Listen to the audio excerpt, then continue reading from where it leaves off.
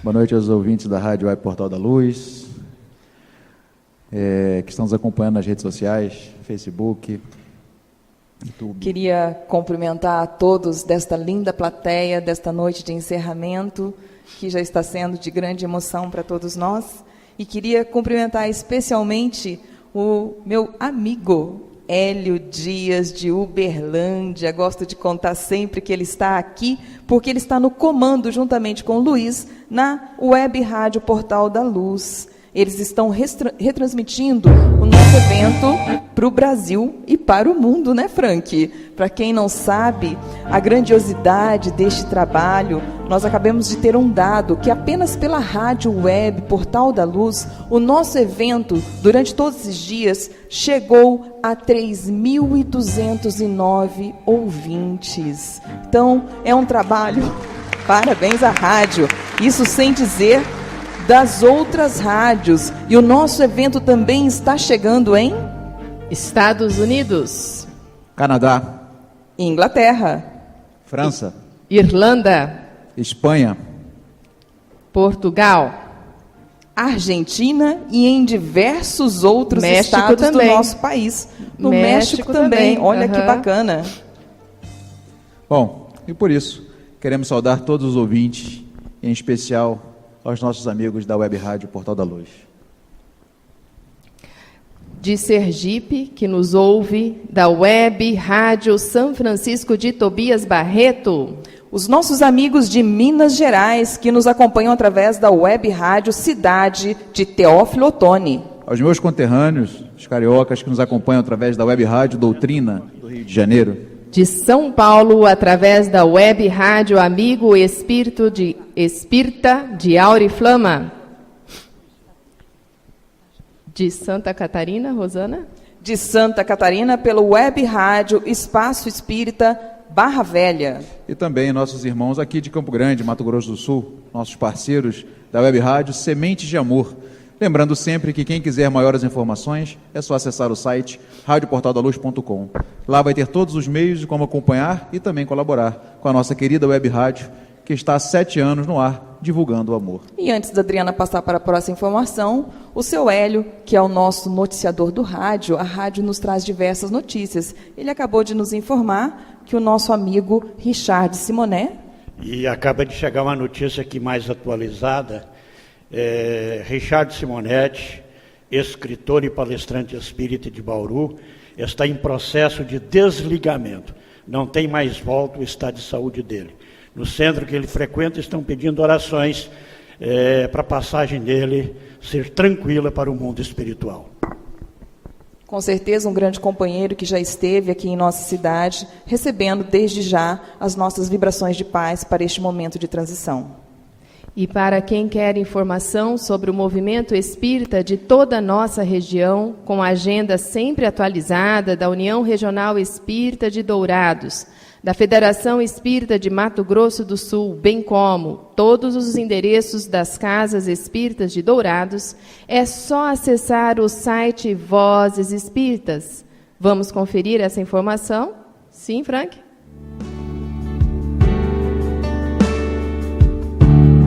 Com o objetivo de difundir a doutrina dos espíritos, foi criada em dezembro de 2016 a Associação de Jornalistas e Divulgadores da Doutrina Espírita de Mato Grosso do Sul, a AGES-MS. O nosso principal meio de divulgação é o site Vozes Espíritas. Lá, você pode acompanhar as principais informações do movimento espírita, a agenda de eventos e outras informações em relação às casas espíritas de Dourados e região. Você também pode participar.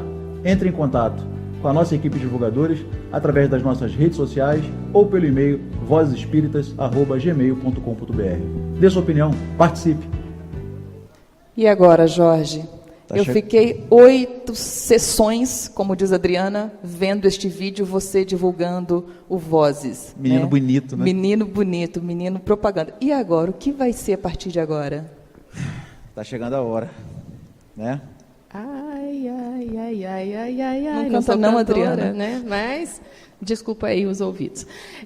Já estou com saudades de todos vocês, cada um de vocês aqui que estiveram presentes todos esses dias conosco. A sua energia nos deu força para que nós pudéssemos fazer essa semana o que foi possível fazer. E vocês sabem que muitas mãos colaboraram, cooperaram, solidarizaram, tiveram fé e se uniram a essa proposta de amor e luz.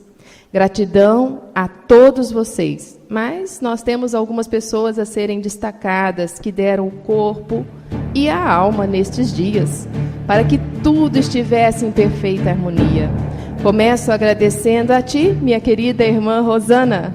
Uma salva de palmas aí, gente. Obrigada! Mas eu queria mesmo agradecer a oportunidade de trabalho e queria agradecer a você, Jorge, pela sua dedicação e disposição. Uma salva de palmas para o Jorge.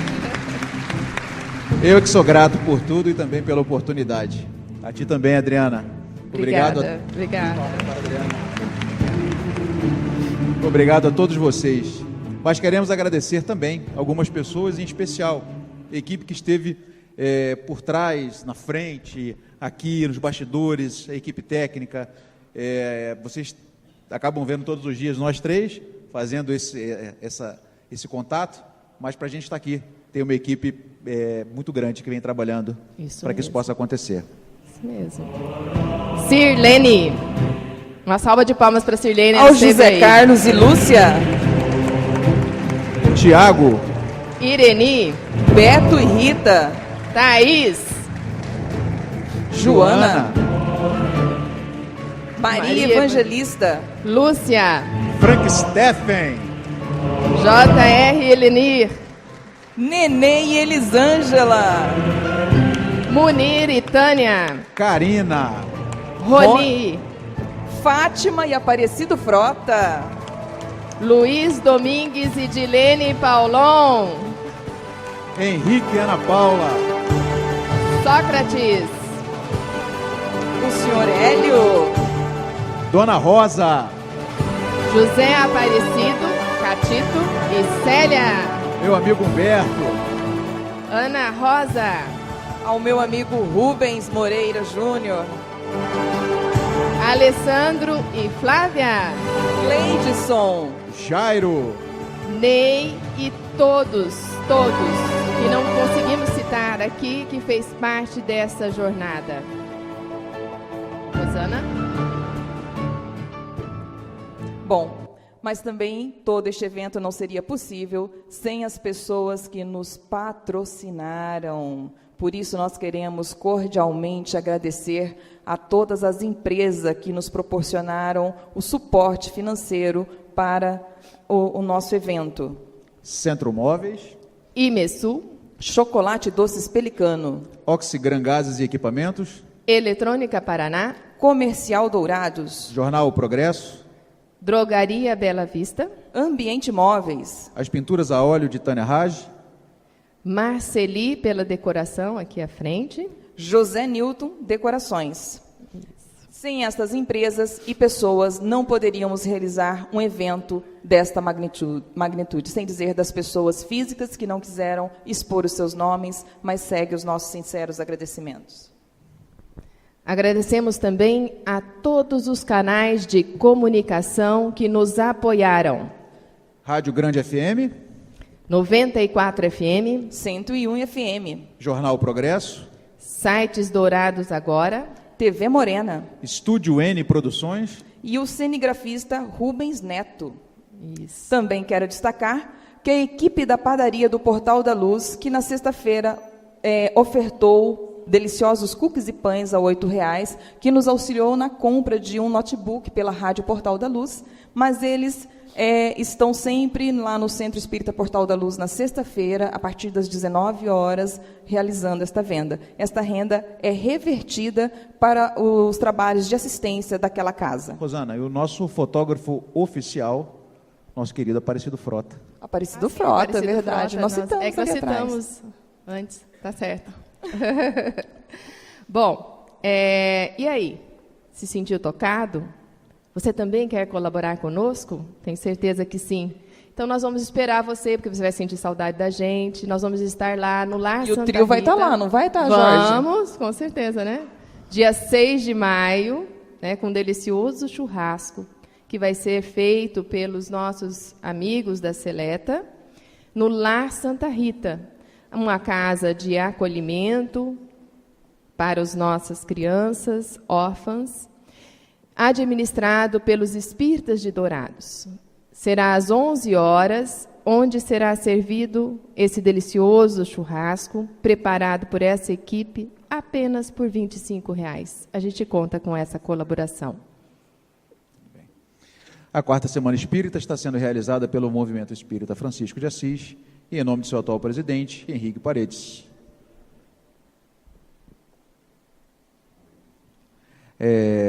Queremos agradecer a todos vocês que estão prestigiando esse evento e colaborando conosco, bem como convido para fazer parte do nosso dispositivo de honra.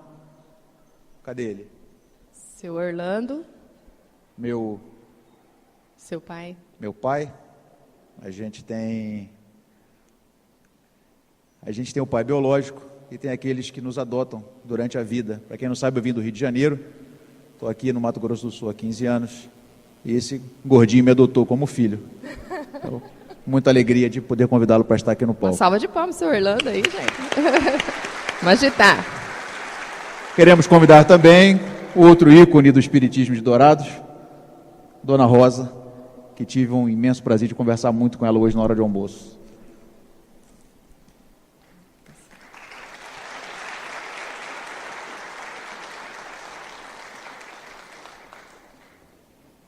Saiu do prumo aqui. Estamos ao vivo no Teatro Municipal de Dourados. A prece inicial agora. Daqui a Para a pouco. nossa prece inicial, pedir para o Orlando, como fez ontem,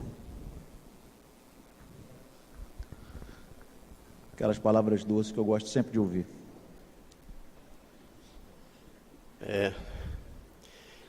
Tem uma frase dentro da doutrina espírita que a gente conhece muito, né?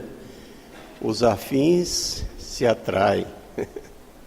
A gente vê aqui esse trio da pesada aqui, né? Vão longe, viu, meninos? Eu e o Jorge também nos atraímos, né, Jorge? De lá para cá, só alegria. A Semana Espírita só tem trazido coisas boas para nós, né? Essa quarta Semana Espírita, que delícia, né? Nós tivemos aqui, lá na nossa casa, nós acostumamos dizer que é o céu. Nós vamos para o céu. E aqui nós chegamos no céu, ficamos uma semana no paraíso. Palestra, cada uma melhor do que a outra, né? Nós tivemos aqui o André Trigueiro. Nossa, que coisa espetacular, né? Isso, de certa maneira, nos deixa assim feliz e triste, porque na verdade está terminando hoje, né? Mas como disse o seu Munir ali, nós já vamos emendar na outra daqui a pouco, né? Então, doutrina espírita é isso. Temos a felicidade de hoje, temos um trabalho aqui em Dourado que só enaltece a nossa doutrina espírita, né? Inclusive esse casal maravilhoso, a Adilene e o Luiz, que imediatamente trouxeram para Dourados a Rádio Portal da Luz, né? Se uniram com os outros irmãos aí. E dentro do Livro dos Espíritos está escrito assim: a maior caridade para com a doutrina é a sua divulgação. Nós vamos fazer a nossa prece, né? Que a palestra não é nossa.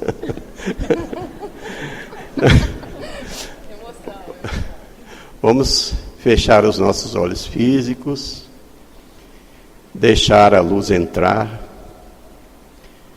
Tem um padre maravilhoso e sempre diz assim: aqui está cheio de anjos. Para nós os espíritas são espíritos iluminados. E são muitos. Todos esses dias a gente tem visto a imagem de Jesus aqui nessa tela. Parece assim brilhando, a coisa mais linda, né? Jesus com aqueles olhos meigos, cabelo comprido. E de repente ele desapareceu daqui da tela para se implantar no coração de cada um de nós. E hoje nós vamos agora, a partir deste momento, fazer uma pequena meditação e plasmar em nossa mente, em nosso coração, o Mestre amado Jesus. Sei que todos aí estão de costa, mas é como se ele estivesse lá na entrada do corredor, em tamanho gigante, grande, maior ainda a sua luz, raios de luz, um foco imenso de luz irradiando todos aqueles que participaram durante essa semana espírita, que aqui estiveram. Então esses raios de luz estão promovendo em nós uma renovação muito grande e nos afirmando que estamos cada vez mais no caminho certo. Existem defeitos, erros, arestas a ser aparadas? Existe. Mas nós estamos batalhando, trabalhando para melhorar cada vez mais e apará-las. Que Jesus, o nosso Mestre querido, nos envolva nessa noite de hoje. Que este encerramento da quarta semana espírita seja o começo de outro movimento maravilhoso que está por vir aí. Os nossos irmãos da Alta de Souza, o Denizar, seu Munir, e esses irmãos que incansavelmente trabalham na doutrina espírita. Que a nossa palestrante, que daqui a pouco nós vamos conhecê-la, possa ser iluminada pelos brilhos, pelos raios que Jesus está projetando sobre todos nós. Que Jesus nos abençoe, muita paz a todos nós. Que assim seja. Obrigada, senhor Orlando, pela condução. E como tema da semana, estamos refletindo sobre o sentido da vida. E agora, Adriana, qual o sentido da vida? Aprendemos já com o Vansan, Jesus Cristo, eu estou aqui. Ela insiste em cantar, Jorge. Alguém controla essa moça, por Não, favor. ninguém controla. Depois, alô Dourados, renove seu entendimento, com Deus a Samu. E em seguida aprendemos sobre a casa mental com Margarete Áquila. Não vai fazer o Hairili, Hairilo? Não, Adriana, eu não canto.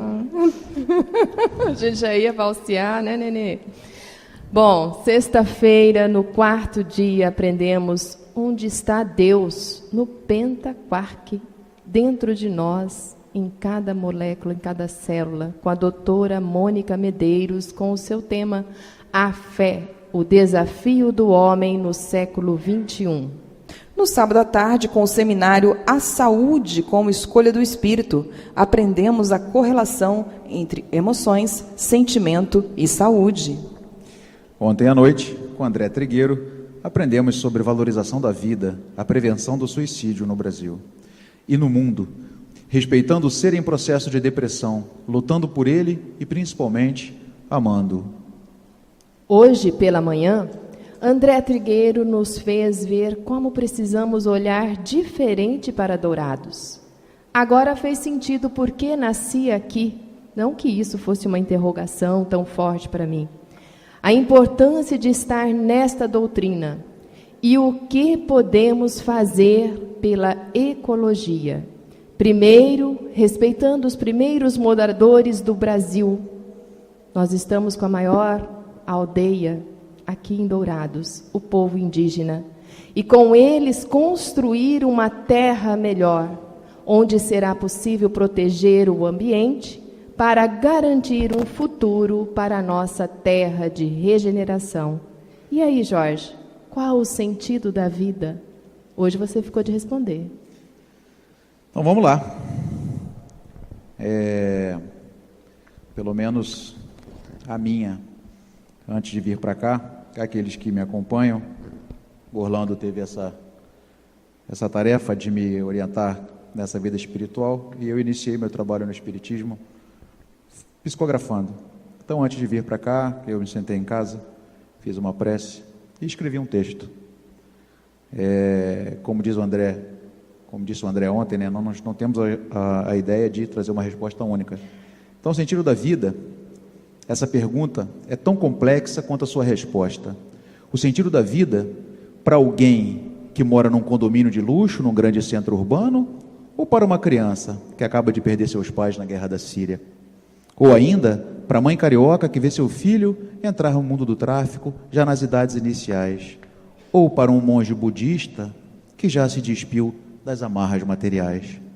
O sentido da vida é como a digital de nossos dedos. Ele é a grande soma dos meus eus anteriores ao meu eu atual e do anseio daquilo que almejo no futuro. Não nos cabe, enquanto seres desse mundo, ainda tão imperfeito, achar que temos a resposta para essa tão intrigante questão.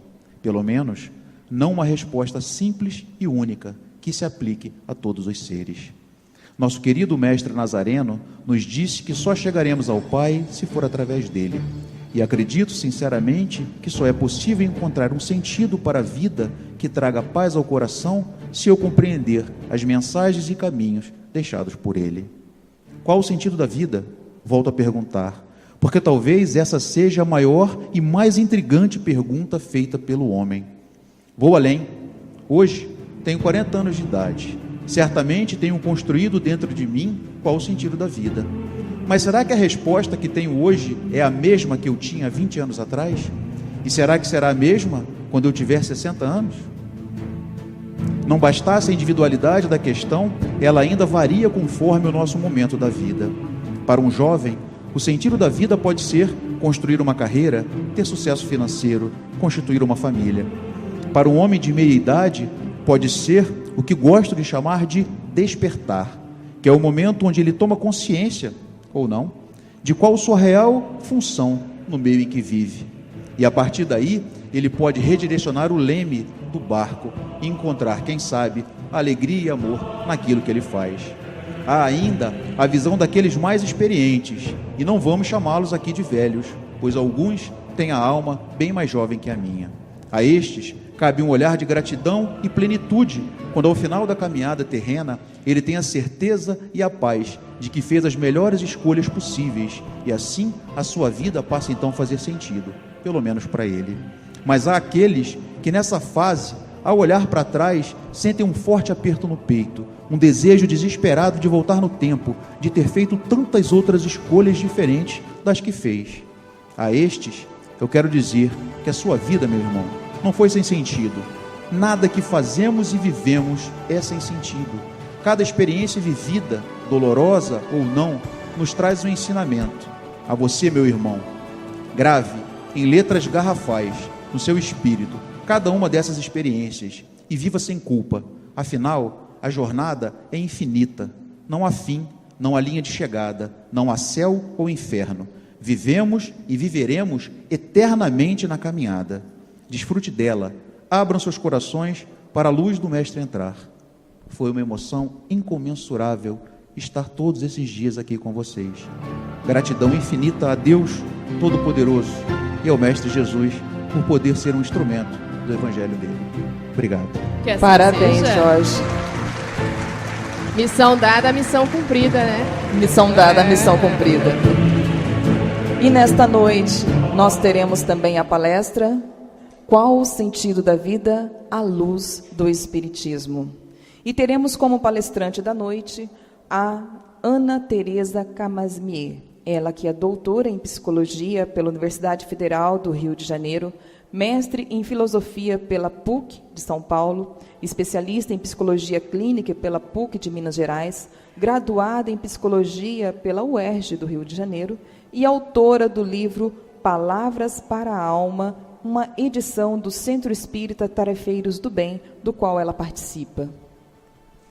Atua em constelações familiares, psicoterapia existencial e dinâmica de grupo, né? Importante falar isso. E para o esclarecimento de nossas almas, elevação dos nossos sentimentos, passamos então a palavra à nossa expositora, com vocês, com todos nós, Ana Teresa.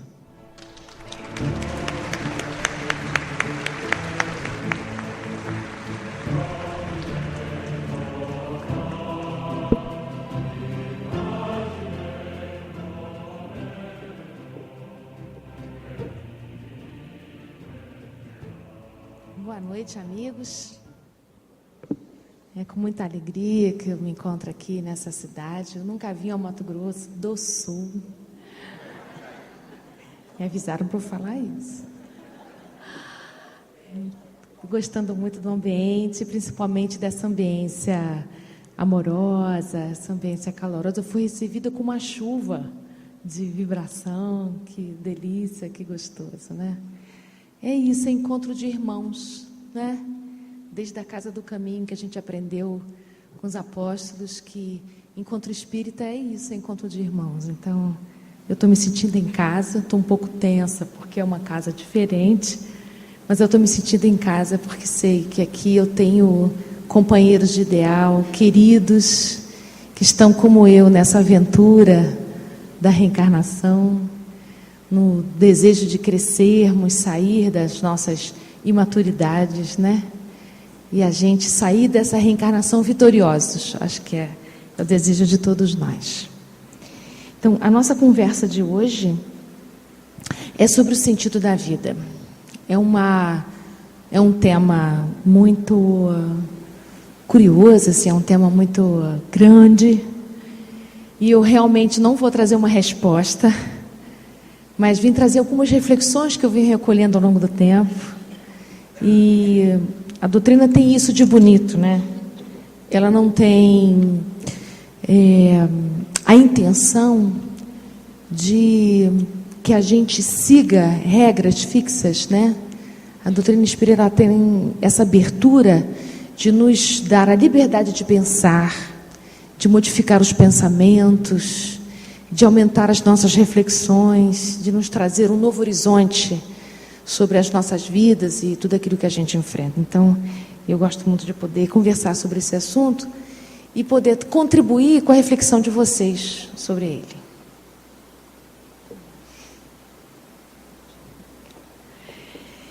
Então, uma pergunta que sempre fica para a gente é por que é que saber sobre as coisas, saber sobre a vida eterna, por exemplo, saber sobre o que nos faz bem, o que não nos faz bem, saber o caminho certo a seguir, por que esse saber não garante o nosso agir? Quantas vezes na vida da gente, a gente sabe que determinado comportamento não está ajudando, a gente sabe que determinado trabalho que a gente faz não é mais o que deixa a gente feliz, a gente sabe muitas vezes que o relacionamento está muito lesivo, mas a gente não consegue sair dele, sabemos que fumar faz mal à nossa saúde, sabemos tantas coisas, sabemos que não devemos adiar, mas a gente continua adiando. O que acontece com a gente? Que apesar da gente saber, o saber não garante o agir. O que acontece com a gente? Que falar não adianta, né? A gente não diz isso, puxa, mas eu já falei, mas não adianta, já falei com meu filho, mas não adianta. O que acontece conosco? Que o conhecimento intelectual não é suficiente, o entendimento cognitivo não é suficiente para transformar as nossas ações. Então, para poder contribuir com essa minha pergunta, vou trazer para vocês uma fala de Kardec na questão 685 do Livro dos Espíritos, em que Kardec, na verdade, está desenvolvendo algumas perguntas sobre a lei do trabalho. Essa questão em especial, Kardec está perguntando assim: se o homem tem o direito de repousar na velhice? Aí os espíritos respondem que sim, é importante que haja repouso, equilíbrio entre o trabalho e o repouso. E aí Kardec vai fazer um comentário sobre essa pergunta. E nesse comentário ele vai falar uma coisa muito interessante. Ele vai desenvolver a ideia de que tem uma coisa muito importante que a ciência econômica não entende sobre o trabalho. Ele vai dizer que há alguma coisa para além das teorias e dos entendimentos técnicos e científicos que dirige o comportamento do homem. Então ele vai dizer assim: esse elemento principal da formação do homem é a educação. Mas eu não me refiro à educação moral dos livros, ou seja, a educação teórica. E sim, Me refiro à educação que se dá na arte de formar os caracteres. Aquela educação que cuida dos hábitos, porque educação é um conjunto de hábitos adquiridos. Então Kardec está dizendo assim, tem uma coisa a mais do que a questão do saber que dirige as nossas ações, que é a nossa educação moral, que é aquilo que diz respeito a um âmbito das nossas almas. Então, por que é que o saber, o conhecimento, a razão, por que é que só ela sozinha não dá conta das nossas ações? Então, Kardec já está apontando que tem uma área da nossa alma, para além da razão, que dirige o nosso dia a dia, que dirige o nosso fazer. A filosofia vai então perguntar, seria o instinto então que dirige as nossas ações? Será que a gente come por instinto? Será que a gente trabalha por instinto? Será que a gente dorme por instinto? E aí a filosofia vai responder assim, também não é um instinto, não é a razão, também não é um instinto, porque se nós comêssemos por instinto, não haveria, por exemplo, obesidade mórbida. Se comêssemos por instinto, não haveria, por exemplo, anorexia nervosa, que é quando a gente desiste de comer. Ah, mas então dormir é por instinto. Não, dormir também não é por instinto, porque se fosse assim, não teríamos insônia. Então, o que a filosofia está dizendo para a gente é assim, tem alguma coisa para além da razão, para além dos instintos, que guia, que dirige as nossas ações. E a filosofia vai responder que o que guia as nossas ações, na verdade, é o sentido. Nós só agimos porque faz sentido para nós agir. Por exemplo, o que fez vocês saírem de casa num domingo de noite e vir até aqui para assistir uma palestra? Não é a razão, nem é o instinto. Vocês não vieram por razão aqui. Também não vieram por instinto aqui. Ninguém se tornou espírita pela razão nem pelo instinto. Nós nos tornamos espírita e estamos aqui esta noite juntos. E eu saí da minha casa e vim, vocês das vocês vieram, porque faz sentido para mim, faz sentido para vocês. Então, o homem é um ser espiritual que dota sentido e significado a tudo que lhe rodeia. Então, quando alguma coisa na nossa vida está presente e a gente não consegue agir, quando a gente tem determinados compromissos ou determinados movimentos na vida que a gente precisa fazer e nós não conseguimos, isso acontece com a gente, porque nesse momento a gente perdeu o sentido. Significa dizer que o sentido da vida é algo que está em permanente construção e movimento. Então, quando a gente reencarna, quando a gente está no momento em que a gente está no planejamento reencarnatório, antes de habitar esse corpinho temporário, a gente tem um planejamento que segue um sentido, que segue um propósito. Quando a gente reencarna, a gente se esquece dele cognitivamente, porque o mergulho na carne é um momento em que a gente esquece os detalhes, mas a alma fica com a lembrança, com a memória da essência. Então, todas as vezes que a gente está na direção desse sentido, em que a gente se propôs antes de reencarnar, a gente sente alegria, bem-estar, paz de espírito, mesmo que esteja tudo confuso do lado de fora. Mas a gente tem a sensação de plenitude. Nesses instantes é que a gente está conseguindo atender a um projeto, a um propósito, que a gente se propôs antes de reencarnar. E aí vocês vão se perguntar, então todos nós temos um sentido antes de reencarnar? Sim. Todos nós temos um sentido, um projeto, uma proposta reencarnatória, não é uma determinação, é um planejamento, que vai nos guiar durante a reencarnação inteira. Mas veja, nós somos dotados de livre-arbítrio. Então a gente vai poder ter, chance de poder modificar esse sentido. Nós podemos nos movimentar nesse sentido, mas nós não precisamos ficar presos e aprisionados a ele. Mas nós teremos sempre a chance de nos mover nele. Então, durante a vida, nós vamos fazer modificações, ajustes, porque quando a gente encarna, nós temos os outros com os quais a gente se relaciona. E o sentido das outras pessoas, o sentido da vida dos outros, que convivem conosco, seja na nossa família, na sociedade que a gente está inserido, que se entrelaça com os nossos sentidos. E todos esses sentidos unidos corroboram e estão juntos de um sentido maior. E há um sentido macro que engloba todas as nossas vidas, que é um sentido espiritual, que é o sentido de todas as reencarnações, que é o crescimento espiritual. Então a gente vai pensar no sentido, não sei se vocês estão conseguindo entender isso que eu quero trazer, nós temos sentido em vários âmbitos. Tem esse mais particular, que é o meu, tem esse da minha família, tem do meu país, né?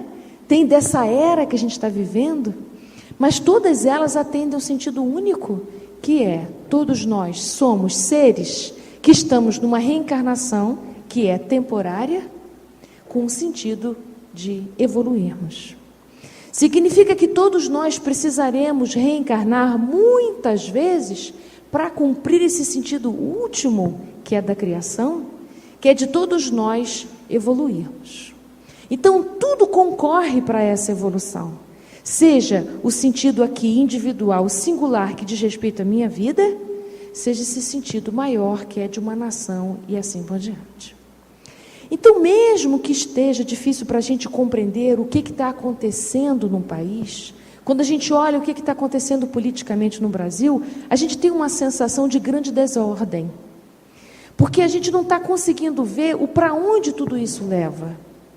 Então, quando nós estamos muito aprisionados, com a nossa visão mais encurtada, nos acontecimentos cotidianos, quando estamos muito preocupados com uma conta para pagar, quando estamos muito preocupados com o adoecimento físico, por exemplo, nós estamos distantes de perceber para onde isso tudo leva. Então, o que os espíritos nos aconselham? Que a gente possa estender o nosso olhar para frente, para o sentido da sua reencarnação. Mesmo que você não tenha clareza exata qual é o sentido desta reencarnação, você pode se afinar ao sentido macro de qualquer reencarnação, que é a evolução espiritual.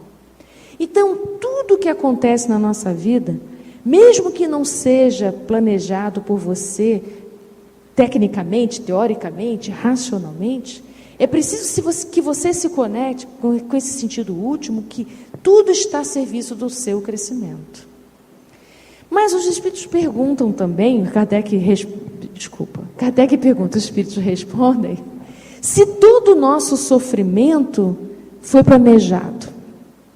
Não, todo o nosso sofrimento não é planejado. Há sofrimentos, inclusive, que são sofrimentos que a gente criou nessa encarnação mesmo, ou seja, não precisava a gente passar por ele. Mas já que você está passando, tudo se aproveita. Tudo o que a gente passa concorre para o nosso crescimento. Mesmo que a gente tenha complicado, mesmo que a gente tenha dado nó em pingo d'água, tudo que nos acontece é bem utilizado e serve como oportunidade de crescimento para a gente. Né? Os espíritos dizem que se nós tivéssemos um pouco mais de sobriedade, muitas coisas a gente não passaria, muitos sofrimentos a gente já teria se isentado. Mas como nós ainda temos muita imaturidade emocional, a gente rapidamente e facilmente se liga aos excessos da vida corpórea. Então, essa falta de sobriedade, quando a gente se liga aos excessos, às vezes nos leva para momentos difíceis e algumas complicações em nossa vida que não precisaria que a gente passasse. Mas tudo se aproveita, viu, gente? Até o nosso sofrimento também tem a finalidade. Qual é a finalidade do sofrimento? Já que essa vida de provas e expiações inclui ainda sofrimentos de ordem material, de ordem física, de ordem emocional, tudo isso concorre para o nosso crescimento. Então, essa pergunta, por que o nosso saber não garante o nosso agir, é que o saber ainda chega num nível para a gente, esse nosso nível intelectual, ainda está num processo de união com o nosso amadurecimento emocional. No livro Pensamento e Vida, Emmanuel desenvolve a ideia de que nós temos duas asas, que é a asa do conhecimento, a asa da sabedoria e a asa do amor. Essas duas asas ainda acontecem de modo desequilibrado na nossa existência. Nós estamos aprendendo a desenvolver as duas. Temos mais facilidade de desenvolver a asa do conhecimento. Por isso que a nossa ação não está na razão direta do nosso conhecimento. Porque a nossa asa do amor, a asa das nossas emoções, a asa do nosso amadurecimento emocional ainda está em construção. Quando elas estiverem em equilíbrio, aquilo que a gente sabe vai se tornar imediatamente na nossa ação. Nós ainda estamos trabalhando na formação dos nossos hábitos.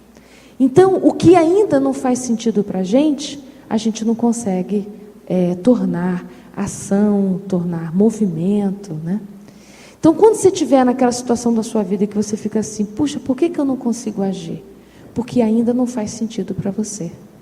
Então, é preciso a gente trabalhar nessa conexão do nosso sentido da vida para a gente poder fazer esses ajustes devidos.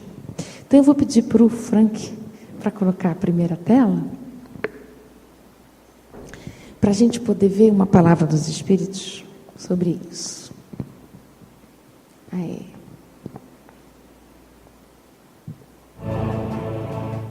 E com música. Então, olha, no Evangelho segundo o Espiritismo, no capítulo 6, que é o Cristo Consolador, lá no item 4, os Espíritos dizem assim: o Espiritismo, dando-lhe a ver do alto as coisas, dando para quem? Para nós, né? Qual é a grande contribuição que o Espiritismo tem para a gente? O Espiritismo amplia a nossa visão. Vamos imaginar que a gente não soubesse que a gente é um espírito reencarnante. Que a gente entendesse que essa vida que a gente vive é a única que a gente tem. Como seria difícil sobreviver, não é? Porque a gente não compreenderia nada do que está acontecendo no nosso entorno. Já é difícil a gente entender se sabendo o espírito, né? Imagina sem se saber espírito. Imagina como é que seria para nós entender todas as desordens que estão acontecendo no nosso entorno nesse momento.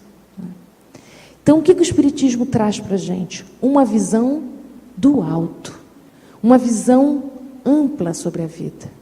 Se a gente olhasse a vida só do ponto de vista biológico, não haveria razão alguma para o que a gente está vivendo.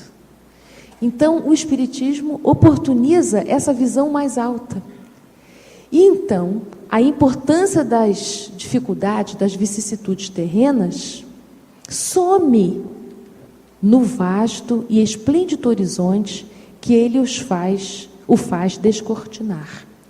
Então, quando a gente olha para o sentido maior da existência, os nossos problemas passam a ficar pequenininhos, que é o tamanho que eles têm mesmo. Essa amplidão que a gente dá para os nossos sofrimentos cotidianos é uma perda de visão que a gente está tendo. Então, todas as vezes que a gente estiver no sofrimento intenso, a primeira dica que o Espiritismo dá para a gente é a gente olhar para o sentido da reencarnação. Então, quando a gente começa a entender isso, começa a mudar a nossa perspectiva, porque a gente entende que há uma felicidade que nos espera. Nós estamos caminhando para um mundo de regeneração. Porque esse planeta de provas e expiações que a gente habita é um planeta em que o mal ainda predomina sobre o bem. Nós ainda estamos muito sujeitos, muito tendentes aos arrastamentos das más paixões. Ainda estamos vivendo muitos apegos aos bens materiais, apego aos sentimentos, apego às pessoas, apego às nossas imagens morais. Então, nós ainda estamos num nível que já é bem melhor do que o nível anterior, que é o mundo primitivo, mas estamos no meio do caminho ainda. Então, quando a gente entende que essa reencarnação faz parte do crescimento, que nós estamos nos dirigindo para um grau maior, ao qual o bem vai predominar, E essa perspectiva da felicidade oferece para nós paciência, resignação e coragem para a gente levar a nossa encarnação até o fim. Então, quando a gente começa a perceber que mesmo que eu não esteja entendendo tudo o que está acontecendo, mas entendo que tudo isso tem a finalidade do crescimento, a minha maneira de lidar com o que me acontece se modifica, né? Uma comparação aqui simples que eu vou fazer é uma criança pequenininha. A gente leva uma criança pequenininha para tomar vacina no posto de saúde, para ela isso é um sofrimento enorme, porque ainda não é possível para ela perceber qual é o sentido dessa ação. Nós que somos os adultos, que levamos a criança para tomar uma vacina, o sentido é que ela esteja livre de adoecimentos, que é um sentido nobre, que implica em passar pelo sofrimento da dor da agulha no braço. Mas para ela que está vivendo aquela experiência, aquele sofrimento é muito intenso. Assim também o Criador conosco, que nos vê tomando vacina, com os nossos sofrimentos cotidianos, e nós ainda não temos clareza para que serve tudo isso. Então o Espiritismo tem esse presente para oferecer para a gente. Por isso que é uma doutrina consoladora e orientadora. Consoladora porque dá sentido para tudo que a gente vive, tanto para os nossos momentos difíceis, como também para os momentos nossos de alegria e felicidade. Segue. No livro A Gênese, no capítulo 3, os Espíritos dizem assim: chega um momento em que o excesso do mal moral se torna intolerável e o homem sente o desejo de mudar o caminho. A necessidade o constrange a se melhorar. Eu separei esse trecho porque muitas vezes a gente fica pensando assim: meu Deus, será que a gente nunca vai parar? Quando será que a gente muda? Quando é que acontece a transformação moral do homem? Quando a gente vê os nossos filhos trilhando caminhos difíceis. Quando os filhos escolhem caminhos diferentes do que a gente orientou, como é dolorido para o nosso coração isso. Por que os nossos filhos não conseguem absorver o que a gente orienta, o que a gente diz, ou até mesmo os nossos exemplos? Porque a gente precisa, antes de tudo, lembrar que esse espírito que está nesse momento, seu filho, sua filha, ele é um espírito em evolução, que temporariamente está junto de você, faz parte da sua família para evoluir. E por que na sua família? E por que ele nasceu seu filho e não seu pai ou sua mãe? Se ele nasceu seu filho, é porque Deus lhe confiou. Significa que você, como pai, como mãe, tem algo para oferecer para o crescimento daquele espírito. Então, mesmo que você ache que seu filho é mais evoluído que você, que seu filho é mais amadurecido que você, ok. Mas tem algo além disso. Se ele fosse maior que você, ele teria nascido seu pai e sua mãe para te orientar. Se ele nasceu seu filho, é porque ele precisa de alguma orientação sua. E você tem no seu coração alguma orientação para oferecer. Pode não ser toda a orientação que ele precisa, mas alguma é. E essa orientação se dá, como diz Kardec, não é uma orientação teórica. Precisa ser uma educação, uma orientação que passe pela sua convivência. Que seja uma educação que passe pela sua experiência. Que seja uma educação que faça sentido para o seu filho. Para poder fazer sentido para o seu filho, você precisa se sentir o pai certo para ele, a mãe certa para ele. Senão, se você não acredita no que você está orientando, como é que ele vai acreditar, não é? Então, a transformação do seu filho vai contar, primeiro, com a sua dedicação, mas a transformação mesma vai se dar quando acontecer isso que os Espíritos estão dizendo na Gênese.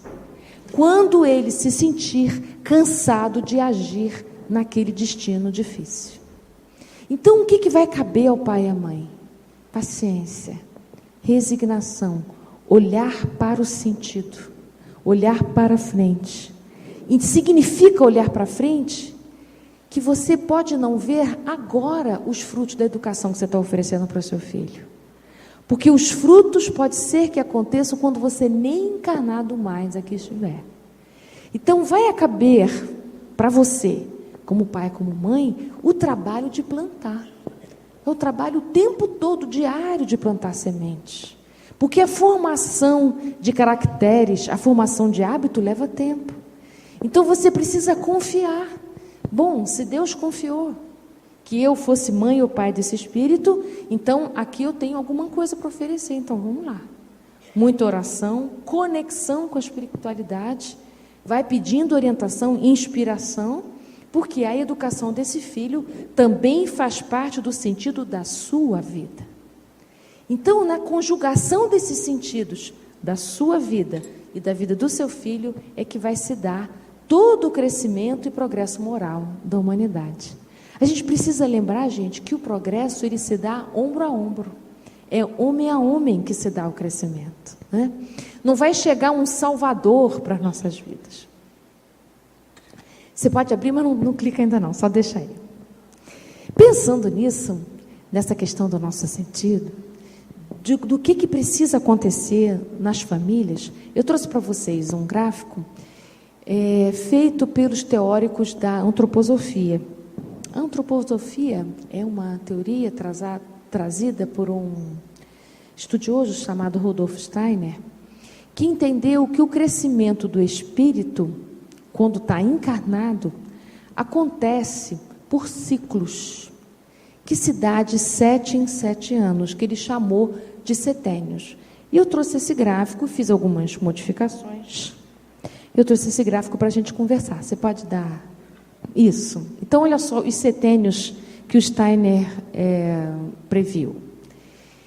E isso coincide com o que a doutrina traz para a gente, principalmente para quem trabalha com evangelização e juventude. O que acontece dos 0 aos 7, dos 7 aos 14, dos 14 aos 21, que é a grande chegada do espírito nessa encarnação. Quando o espírito reencarna, dos 0 aos 7, ele está num processo de assentamento, de ancoragem nesse corpo e nessa encarnação com esses pais, com esses irmãos nesta família. Porque no início da vida corpórea, lá, 1 aninho, 2 aninhos, a criança está muito mais ligada ao mundo espiritual do que ao mundo terreno. Você pode perguntar para qualquer mãe, para qualquer pai, que a criança, quando chega aos 2 anos, tem uma transformação enorme. Aquele bebezinho fofinho, gostosinho, bacaninha, aos 2 anos tem uma transformação muito grande, porque ele está com mais recursos de linguagem, de comunicação, mas não só por isso. É porque o espírito está com mais liberdade de poder mostrar as suas características. Aquela coisinha fofinha de 2 anos de idade é um espírito milenar que está na sua frente. E vem com todas as suas questões para serem trabalhadas. É uma nova chance que ele ganha de refazer. E essa é a grande diferença da justiça divina para a justiça dos homens. Aqui, os homens acham que todo aquele que age errado, todo aquele que age no mal, deve ser punido. Da perspectiva divina, todo aquele que age no mal precisa de educação. E educação precisa de oportunidade de recomeço. Então, a reencarnação é um processo educativo de recomeço. Cada encarnação, a gente tem a chance de recomeçar. Porque mais importante do que saber se a gente errou, se não errou, o que vem para consertar, é saber que a gente tem a chance de recomeçar. E a gente recomeça com entes queridos na família, aos quais a gente tem alguns ajustes para fazer. Então a gente vai reencontrar na família aquelas pessoas, aqueles espíritos aos quais eu tenho algumas coisas para ajustar, algumas coisas para aprender e algumas coisas para oferecer. Então, quando a doutrina esclarece isso, a diferença que existe entre a parentela corporal e a parentela espiritual, eu acho isso de uma esperança maravilhosa. Que bom saber que a gente tem a chance de recomeçar, não é? Então, quando um espírito vem, quando ele vai reencarnar, não pensem vocês que é só alegria. é também muito tenso. Os espíritos dizem que a gente sente muito medo quando vai reencarnar, porque a gente não sabe se a gente vai dessa vez acertar. Mas a finalidade da reencarnação não é acertar. A finalidade da reencarnação é aprender. Se ela é um processo educativo, errar e acertar vai fazer parte. Então vamos lá. Dos 0 aos 7 anos, para a criança, o mundo é muito bom. Nós contamos com a ingenuidade da infância, graças a Deus. Então, há um esquecimento do passado e a gente vai começar um novo laço. Mesmo que aquele pai e aquela mãe tenham feito parte de laços anteriores em outra encarnação, como pai e mãe nesta, para esse espírito que está chegando, é como se começasse do zero, mas a gente sabe que não, né? Então, o mundo é bom, do 0 aos 7, e toda a atenção da criança é para a família. Quando a criança está nessa fase, quando o espírito habita dos 0 aos 7 anos, ele está habitando uma fase de autorreferência e autocentramento. Para a criança, o mundo gira ao redor dele, ele é o centro do mundo. Então, dos 0 aos 7, a gente acha que o mundo tem que suprir as nossas expectativas e necessidades. Cabe lembrar que às vezes a gente vai para a vida adulta ainda achando isso. Mas isso é só até os 7. Depois dos 7 é para a gente começar a entender que não, existem os outros. E é por isso que dos 7 aos 14, o nosso centro vai para a escola. Tudo é mais importante do que a família. Tudo na escola é mais importante do que a família. Os amigos começam a fazer muita, vamos dizer assim, muita força para as crianças nessa fase. Dos 7 aos 14, prolongando a família, as crianças vão considerar que o mundo é belo. Mesmo quando eles veem violência, eles ainda confiam que o mundo é bom. E seguindo, dos 14 aos 21, o que vai importar para a adolescência é a verdade. E então, os amigos vão parecer que tem mais razão e importância do que a família. É um momento de maior desafio familiar. Porque aquela criança que dos 0 aos 7 conseguia ser obediente, que conseguia seguir as regras da família, dos 14 aos 21, ele quer seguir a regra dos amigos. E começa a comparar a vida dos amigos com a vida que ele vive.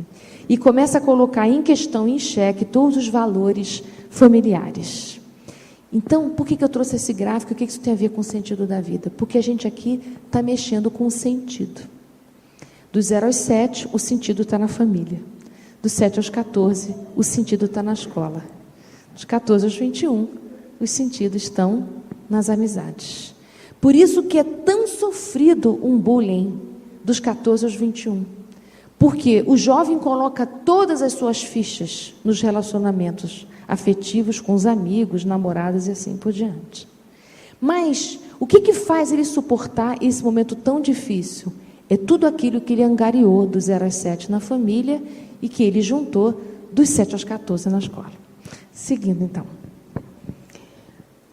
Lá, aos 18 anos, ele adquire o sentido crítico. Então, vai ter condições intelectuais de poder criticar o que acontece na família e o que acontece do lado de fora. É um momento difícil para o espírito. Não é à toa que essa palavra adolescente tem a palavra dor dentro dela. É um momento muito difícil, porque é um momento de afirmação de quem eu sou, sem eu ter muitos recursos para isso. 18 anos é muito pouco, né? Perto de uma encarnação é muito pouco em termos de experiência, para eu ter tantas condições de poder avaliar. Seguindo em frente, dos 21 aos 28, o sentido da vida passa a ser buscar um lugar no mundo. É muito interessante perceber que nessa fase, dos 21 aos 28, os jovens se sintam muito perdidos. É a época que ele entra na universidade, mas se sente muito perdido se é isso mesmo que ele veio fazer. Gostaria de ter uma bola de cristal para poder responder a pergunta: qual é o meu lugar no mundo? É um momento em que o sentido da vida fica totalmente nublado. E é uma coisa que a gente precisa prestar atenção, quem coordena a casa espírita, porque é o momento em que um jovem sai da casa espírita. Até os 21 ele fica, mas dos 21 em diante, é difícil fixar um jovem na casa espírita. É o momento que ele mais precisaria frequentar. Porque é esse momento em que ele está com poucos recursos emocionais para sustentar tantas dúvidas. Dos 28 aos 35, o sentido da vida passa a ser conquistar o lugar. Pressupõe-se que aos 28 anos, mais ou menos, a gente já entendeu o que a gente quer fazer da vida. Mas olha, gente, isso aqui não é uma determinação, é só uma ideia. Não quer dizer que, meu Deus, aos 28 eu não sei ainda, eu estou com um problema. Não é isso. É só uma previsão. É uma referência.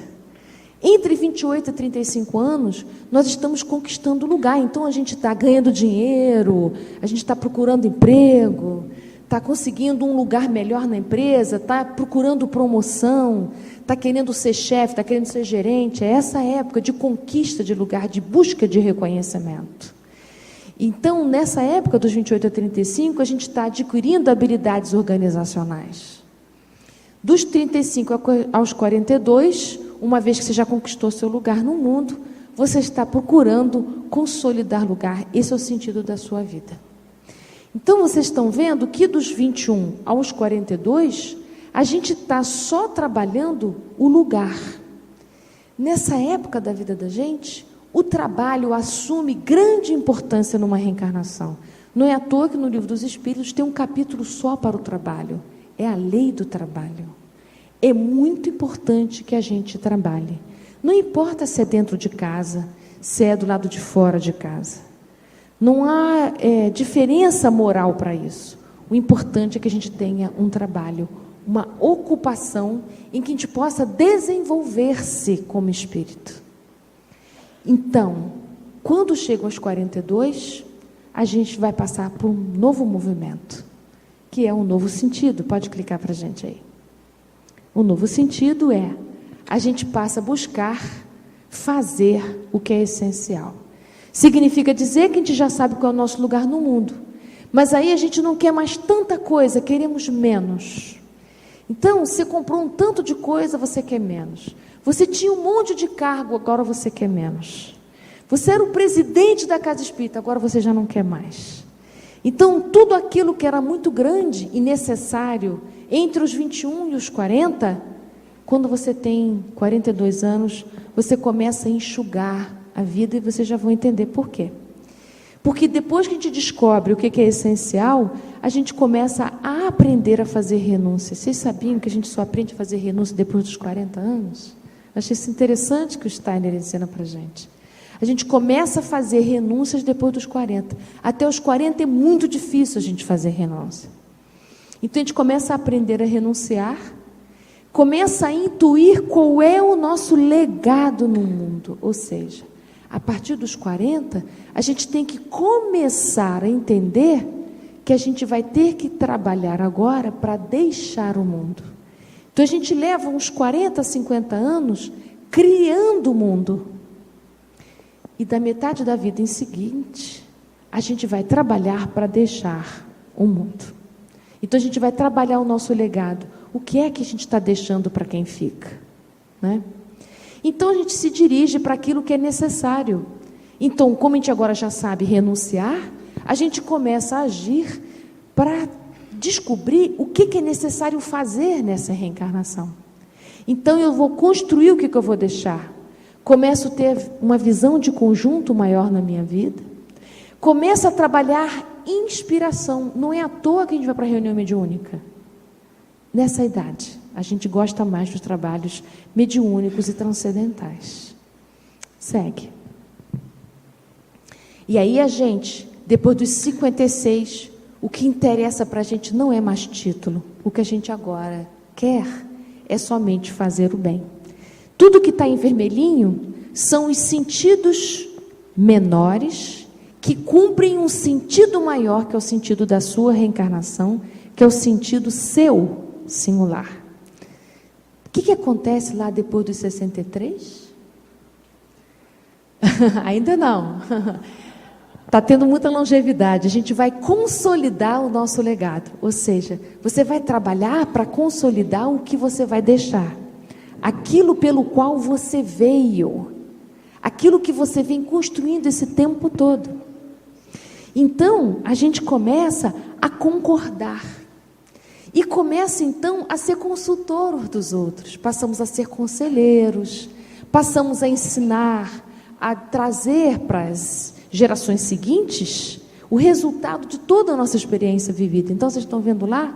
A gente começa a aconselhar e a dar consultorias.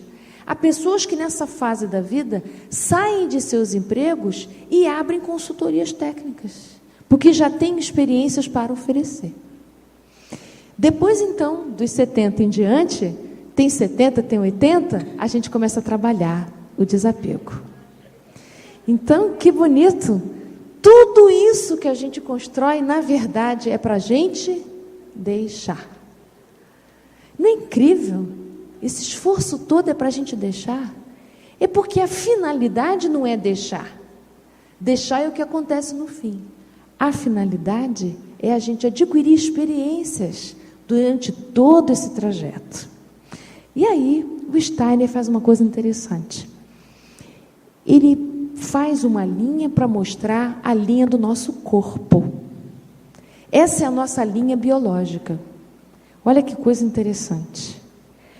Tem 2 pontos principais na nossa linha biológica, aos 21 e aos 42. Eu já vou falar desses 2 pontos. Mas olha o que acontece, como Deus é sábio, né? Claro que a gente já descobriu que Deus é sábio, mas toda hora que eu olho isso eu fico incrivelmente espantada. O nosso corpo precisa declinar para que a gente possa se dedicar às questões espirituais. Pode clicar mais uma vez? Vai. O amadurecimento psíquico vai se dar? Pode ir. Pode clicar. Mais. Eu preciso de uma linha. Vai. Isso. Essa linha que está numa posição inversa à linha biológica é a linha do espírito. Então, o espírito começa, mergulha na carne e sai da carne. Não é? Mergulha no corpo e sai do corpo. E o que acontece com o corpo? Tem o amadurecimento biológico, entre 20 e 40 anos, seu amadurecimento psíquico, o corpo declina para que o espírito possa transcender. Se nós tivéssemos aos 60 anos o mesmo vigor dos 20, nós não nos dedicaríamos às questões espirituais. Nós não estaríamos prontos para o desapego. Então, é sábio que o nosso corpo decline de suas forças para que a gente possa, menos interessado nas questões físicas e biológicas, possamos nos interessar pelas questões espirituais. E possamos, assim, nos dirigir ao desapego, que é para lá que nós estamos indo. Que, afinal de contas, nós estamos aqui aprendendo o desapego de tudo. Embora não possa parecer, mas é isso aqui que a gente está fazendo. Nós estamos nos desapegando da nossa imagem moral, que é quando a gente trabalha a nossa vaidade, o orgulho, né? Então, o que os Espíritos estão dizendo para a gente? Que o amadurecimento biológico abre caminho para o amadurecimento psíquico e que o amadurecimento psíquico, psicológico, nos ajuda a realizar o nosso propósito de vida. Pode clicar, por favor. Várias vezes, porque eu preciso do quadro completo. Vocês estão vendo que tem 2 pontos que as linhas se encontram? Aos 21 e aos 42. São 2 pontos muito importantes da nossa reencarnação, 2 pontos críticos. São 2 pontos em que espírito e corpo estão juntinhos. E acontece uma coisa chamada crise de identidade aos 21, em que a gente se pergunta, afinal de contas, quem sou eu? Porque até os 21, eu sou quem meu pai e minha mãe quer que eu seja. Vou cumprindo aquilo que a minha família espera de mim. E é importante que isso aconteça mesmo. Nós precisamos de referências e de limites. Aos 21, tudo que eu recebi eu coloco em questão. É a crise da identidade.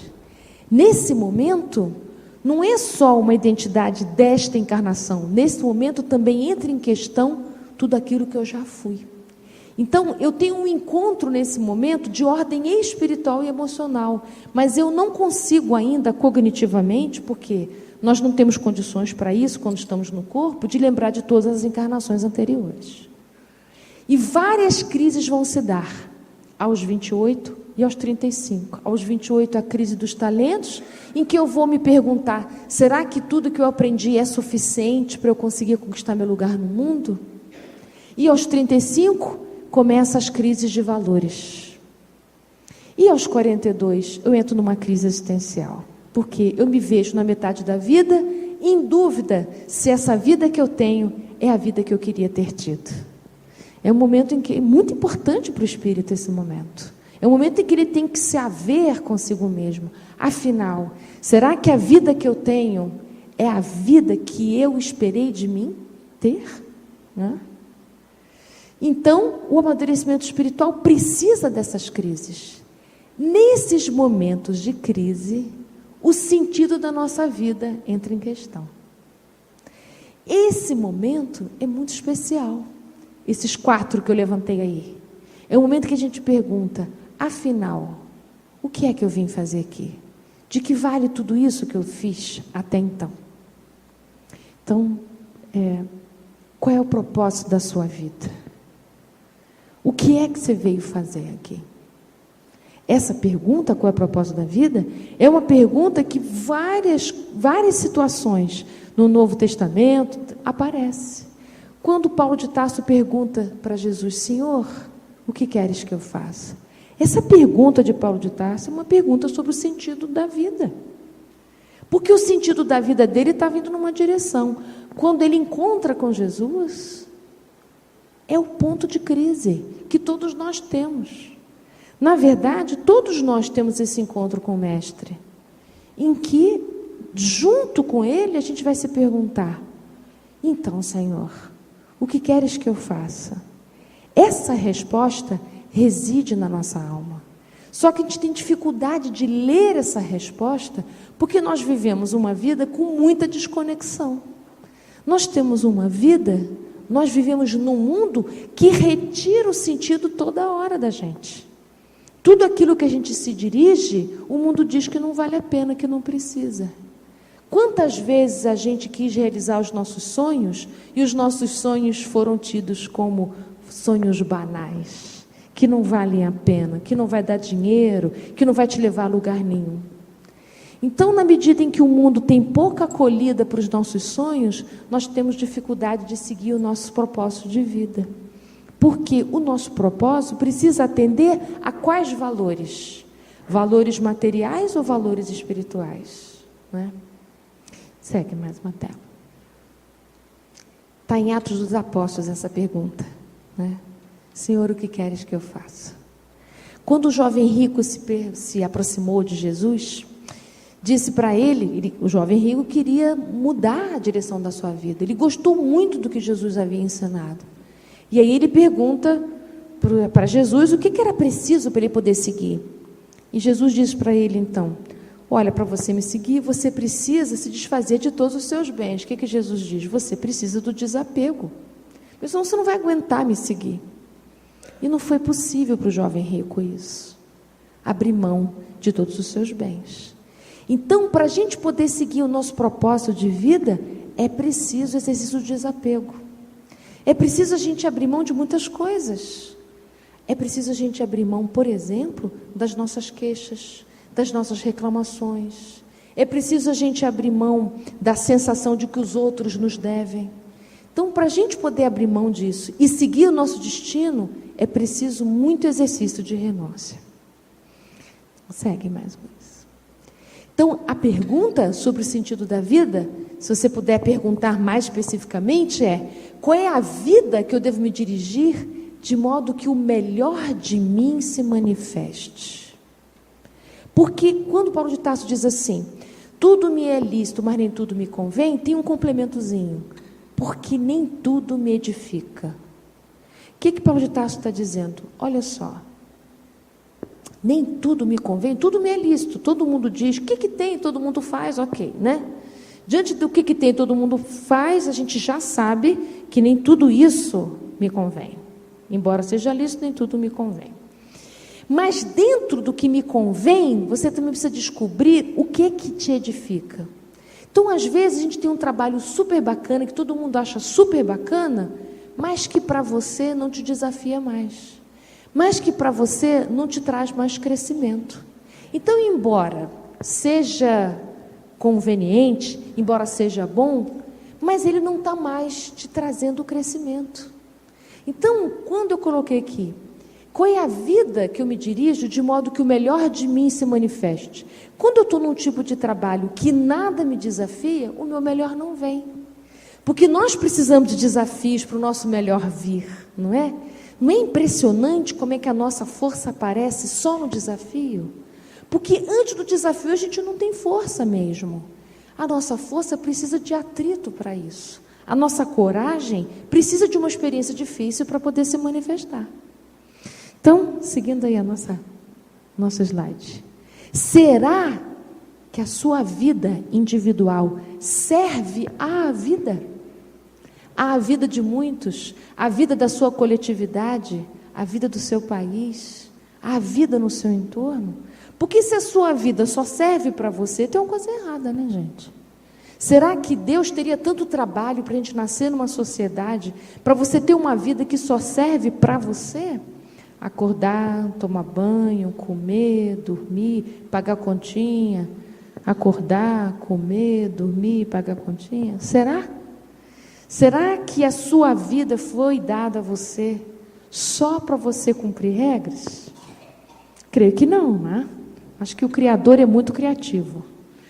Acho que quando Ele pensou a nossa vida, Ele estava muito feliz. Porque a nossa vida em comunidade, ela não nos deixa ficar parados. É preciso muito esforço para parar. Né? A gente está o tempo todo sendo empurrado, sendo convidado ao crescimento e à transformação. Segue.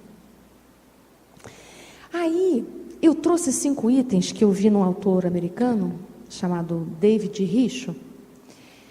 Ele diz uma coisa que eu gostei muito, e acho que tem tudo a ver com a nossa conversa de hoje. Ele diz o seguinte, que tem 5 coisas na vida que a gente não tem jeito de mudar. São 5 fatos aos quais a vida humana é dada para a gente. Você pode morar no Himalaia, você pode morar no Xingu, você pode morar em Porto Alegre, você pode morar na Noruega, não importa. Em qualquer lugar do mundo, esses 5 fatos da vida são imutáveis. Trazendo para a nossa compreensão espiritual, significa que a vida no planeta de provas e expiações segue essas 5 condições.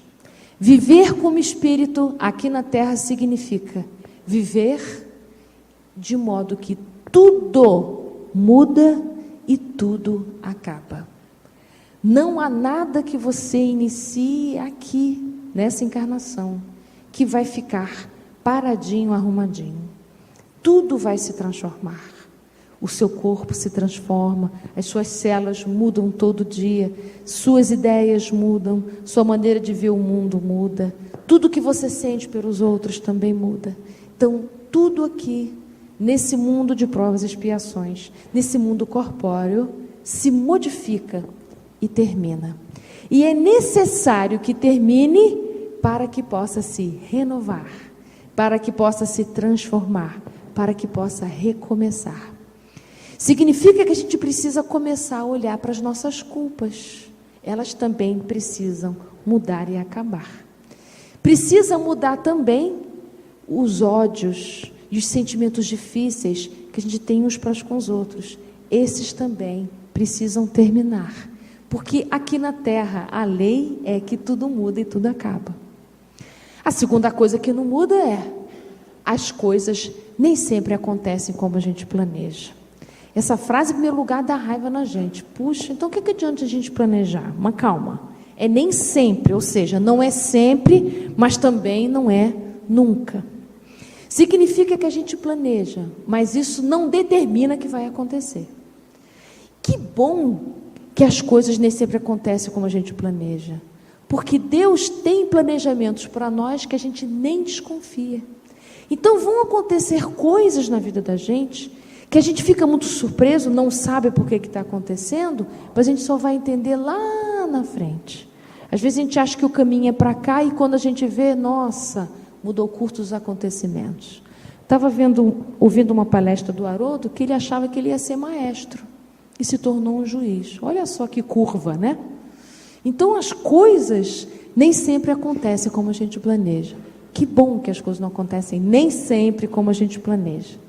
Mas e se for uma coisa que você queria muito, muito mesmo? O que os Espíritos estão dizendo para a gente é: calma. Se tudo não acontecer exatamente como você planejou, estende seu olhar para o sentido da vida. Tem algo muito maior ao qual está dentro do mistério do universo que você ainda não tem condição de compreender. Você está tomando uma vacina para se prevenir das doenças. Você nem sabe o que é doença, nem é vacina. Então, calma, né?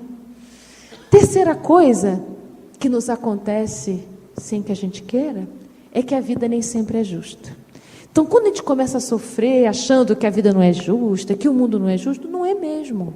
Nós estamos num planeta de provas e expiações. É um planeta que ainda está aprendendo o que é justiça. Nós ainda estamos aprendendo o que é igualdade. Nós ainda adoramos privilégios, né? Vamos confessar que a gente adora privilégio. Até porque a gente quer ser o filho predileto de Deus. Então a gente acha que a gente é muito bacana e que a gente merece uma vida melhor. Mas o outro não tem uma vida melhor porque o outro não fez tanto quanto eu fiz. Então, quando a gente ainda está nesse estágio evolutivo, em que a gente ainda acredita em privilégios, ainda acredita em premiações, ainda acredita em recompensas, ainda acredita em punições, a gente ainda não entendeu nada sobre justiça divina. Então, desse ponto de vista, a vida nem sempre é justa, nesse nível evolutivo que a gente se encontra. Quarto, a dor faz parte da vida. Claro que todos nós gostaríamos que não tivesse dor. Mas nesse nível evolutivo, a gente ainda escolhe esses caminhos difíceis por ignorância moral. Porque a gente ainda confunde o mal com o bem. Porque a gente ainda sente prazer no sofrimento. Porque a gente ainda não consegue diferenciar que tipo de sofrimento que eleva e que tipo de sofrimento eu preciso me afastar. A gente ainda acha que todo sofrimento tem premiação no mundo espiritual. Vê como é que a gente ainda é criancinha nesse aspecto, né? Ainda temos muita ignorância moral. Nem todo sofrimento nos eleva. Poucos nos elevam. Que diz Chico Xavier naquele livro A Sombra do Abacateiro, o que nos diferencia não é passar pelo sofrimento, é o modo pelo qual nós passamos pelo sofrimento. Então, por isso, nem todo sofrimento eleva. Há sofrimento que, inclusive, piora a nossa circunstância espiritual, porque a gente não aproveitou nada daquela experiência, né? E enquanto a gente não se eleva, o sofrimento se repete. E, por último, nós nem sempre somos amorosos e leais. A gente sempre acha que a gente é, mas, na verdade, às vezes, até com boa intenção, a gente ainda fere os nossos entes queridos. Então, a gente precisa ainda passar por um grande processo de autoconhecimento para poder passar por esses 5 itens que fazem parte do planeta de provas e expiações com crescimento moral, com educação moral, como Kardec bem nos assinala. Segue aí a nossa parte. Então, o que o Espiritismo traz de novo para a gente nesse nosso processo, né, de crescimento, de amadurecimento? Por que o Espiritismo pode ser o nosso recurso pioneiro, eu acho, né? Quanto ao sentido da vida. Pode ser um recurso especial no sentido da nossa vida. Em primeiro lugar, porque o Espiritismo nos lembra que nós somos espíritos vivendo uma vida material. Vivendo uma vida transitória e permanente. Significa que a gente pode redimensionar as experiências difíceis que a gente passa. Você pode clicar para mim aí? Ele traz uma verdade que liberta. Qual é? Pode clicar. Nós somos espíritos imortais. Significa que o sentido para a existência do homem não é um sentido material. é um sentido espiritual, que se dá através do sentido material que a gente possa dar. Através do seu trabalho, através da sua convivência na família, através da sua experiência em comunidade, você está realizando o seu grande sentido espiritual. Afinal, qual é o dever de casa que você trouxe para fazer nessa vida? Porque em cada experiência corpórea, em cada experiência reencarnatória, nós estamos dando conta de um determinado gênero de prova. Qual é o gênero de prova que você está cuidando nessa encarnação? A melhor maneira de você saber isso é você fazer uma retrospectiva da sua vida e ver o que repete. Muda as circunstâncias, mas aquilo ao qual você está precisando aprender se repete. Esse é o tema da sua reencarnação. Cada um de nós tem um tema principal na sua reencarnação.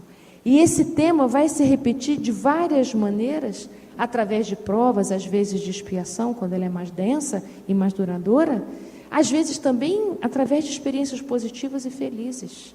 Então, aquele tema percorre a nossa encarnação todinha e ela compõe o seu sentido da vida. Então, esses slides que eu trouxe, eu acho que alguém quer, não sei, às vezes eu deixo aquele slide do tempo, depois eu deixo para vocês poderem fotografar ou copiar, quem quiser. É o anterior, é aquele que tem os quadradinhos, pode ir. Esse, né? Queria dizer mais uma coisa sobre ele importante. Tem um autor americano, James Hollis, que diz uma coisa interessante. Ele diz que durante a vida a gente só responde 2 perguntas. A gente responde a primeira pergunta, que é: o que o mundo espera de mim? Então, ele diz que a gente leva aproximadamente, assim, uns 40 a 50 anos fazendo isso, respondendo essa pergunta. Por isso que a gente casa, forma família, tem filhos, constrói uma vida financeira, compra casa, enfim. Então, a gente leva grande parte da vida resolvendo isso. Mas ele diz que, da metade da vida em diante, isso já não satisfaz mais ao espírito. Isso já não deixa mais a gente feliz. Porque a gente está precisando responder outra pergunta. O que o mundo espera de mim, eu aguento responder essa pergunta durante uns 40 anos da minha vida. Mas depois dos 40, a pergunta que eu quero responder não é mais essa. Eu quero descobrir o que a minha alma espera de mim.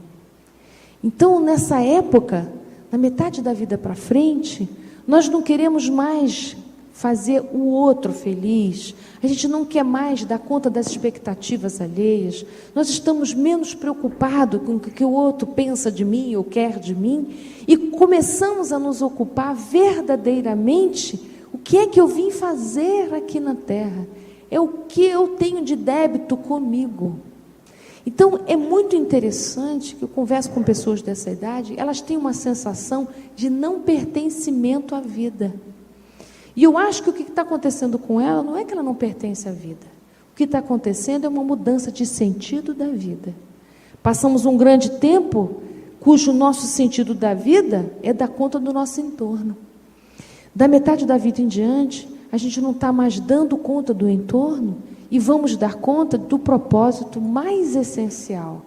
O que é que eu vim fazer aqui e para onde eu me dirijo para cuidar do sentido da minha vida. Então, naquele processo ali de crise existencial, é um momento em que eu tenho uma impressão que eu não sei o que eu vim fazer aqui.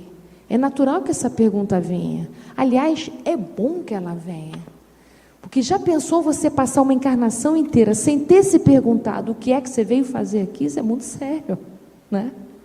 É muito importante que você, nesse cenário, compreenda uma coisa. Este cenário é o melhor cenário que você pode conquistar, porque a gente conquista cenários reencarnatórios, né? Ao mesmo tempo que a gente está vivendo esse cenário que a gente conquistou de encarnações anteriores, nós já estamos construindo o cenário da próxima encarnação. Toda encarnação, ela se dá nesses 2 âmbitos temporais. Tem tudo a ver o que você está vivendo hoje com a sua caminhada anterior. Mas o que você está vivendo hoje já é semente do cenário que você vai habitar amanhã. Então, nós vamos voltar para os campos floridos se a gente plantou flor. Vamos voltar para campos com espinhos se a gente plantou espinhos. Então, vai caber a você olhar para o que você está plantando e cuidando desse cenário e se perguntando: o que eu vim fazer levando em conta esse cenário aqui no meu entorno? Que ajustes eu vim cuidar? Que novas coisas eu vim trazer para esse cenário? Se ele é o melhor cenário, seguindo a lei do progresso, essa é a nossa melhor reencarnação, né, gente? Se é a nossa melhor reencarnação, esse cenário é o melhor que eu pude receber. Então, a gente vai se afinar com o conselho da Joana de Ângeles com a gratidão, que é o tipo de emoção, que é a afinação espiritual da alma mais propícia ao crescimento espiritual. Então, é momento de você poder agradecer esse cenário, a vida que você recebeu, com esse pai, com essa mãe, com esses irmãos, com esses tios, com esses companheiros de trabalho, com os companheiros da casa espírita, nesse planeta, nesse país, nesse momento histórico que a gente está vivendo. Se você nasceu nesse cenário, você pertence a esse cenário, você tem uma tarefa nesse cenário. Qual é a sua? Qual é a sua tarefa nesse cenário, com essas habilidades que você trouxe, com as suas habilidades intelectuais, emocionais? Quais as que você trouxe? Quais as que você veio desenvolver? Então, tudo isso que a gente está conversando aqui é para que vocês se sintam estimulados a começar a se perguntar e fazer um exame da sua vida atual. Olhando as minhas tarefas, olhando o meu dia a dia, olhando o que eu faço todos os dias, olhando a minha semana, para onde a minha vida me leva? Será que essa vida está me levando para servir a vida num nível maior da humanidade? Eu estou me enlaçando, sagradamente com os propósitos divinos?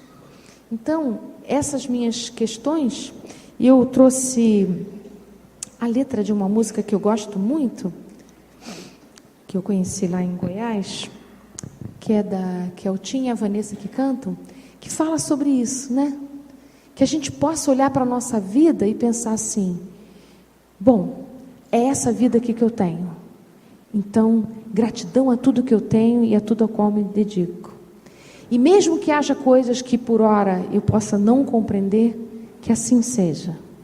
Quando Jesus ensina o Pai Nosso para a gente, Ele está dizendo e ensinando para a gente concordar com o que é.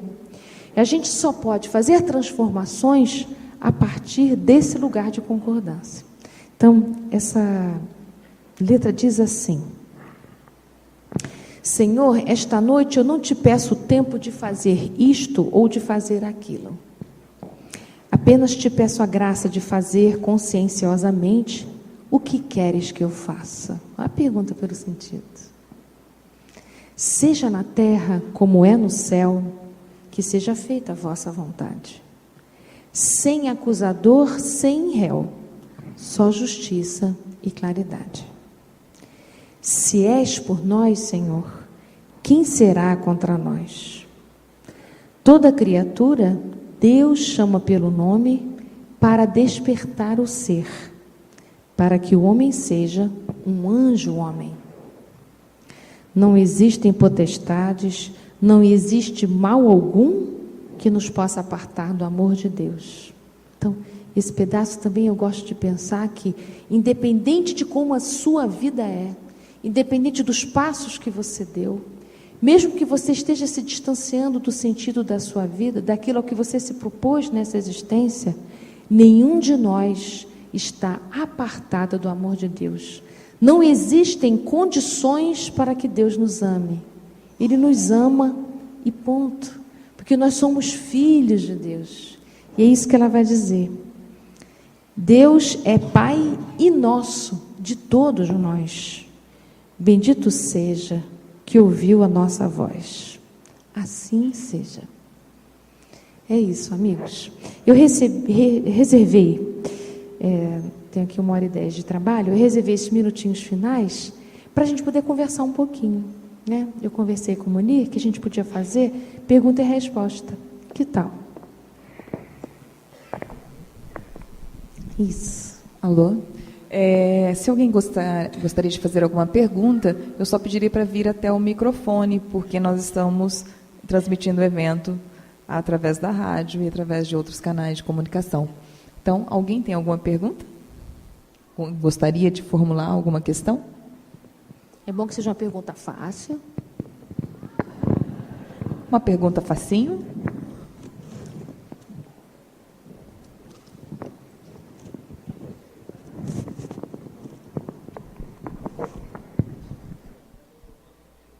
O Muni vai me salvar, ó.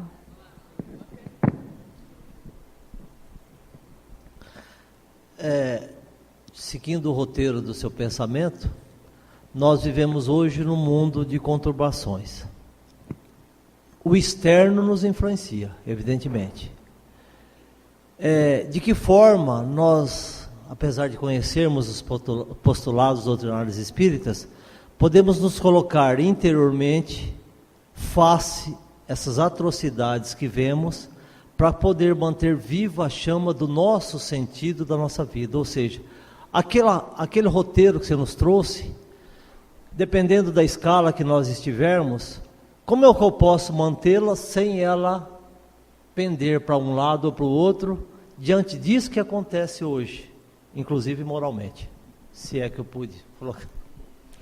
Nossa, uma pergunta especial. Para poder responder essa pergunta, nós vivemos um momento de muita desconexão. Né? Nós vivemos um momento de muita desconexão. Hoje em dia, para a gente se sentir saciado, para a gente se sentir contemplado, a gente precisa de muitas coisas materiais. E quanto mais a gente adquire coisas materiais, é interessante, menos saciado a gente se sente, a gente não sabe por quê. Quando a gente vai na casa espírita, toma um passe, por exemplo, e a gente tem uma experiência na hora do passe, de total perda de tempo, em que a gente não sabe quanto tempo se levou tomando um passe, e naquele momento a gente tem uma experiência de que nada nos falta, é um momento que a gente experimenta saciedade espiritual. Eu acho esses momentos muito importantes, quando a gente tem minutos, segundos de saciedade espiritual. Que quando a gente alcança esse estado, a gente se lembra da nossa origem. E quando a gente se lembra dessa nossa origem, a gente abre mão de tantas exigências para o bem-estar e descobre que sentir bem-estar é simples. Que para a gente sentir saciedade espiritual, basta a gente se lembrar que é filho de Deus. E o nome disso é uma experiência sagrada. Então, os teóricos dizem que nós estamos vivendo uma era de dessacralização da vida.